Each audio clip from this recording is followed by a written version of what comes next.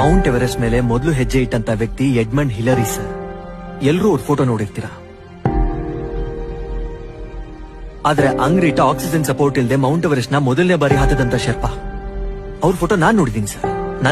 ಸಾಧನೆ ಅಂದ್ರೆ ಎಲ್ಲಿ ನಿಮ್ಮನ್ನ ಜನ ನಿಮ್ಮನ್ನ ಗುರುತಿಸಿರಲ್ವೋ ಅಥವಾ ನಿಮ್ಮನ್ನ ಹೀಯಾಳಿಸಿರ್ತಾರೋ ಅಲ್ಲಿ ನೀವು ಅವರುಗಳ ಕೈಲೇ ಅಪ್ರಿಸಿಯೇಷನ್ ತಗೊಳ್ಳೋಂಥ ದಿನ ಬರಬೇಕು, ಅದು ಸಾಧನೆ.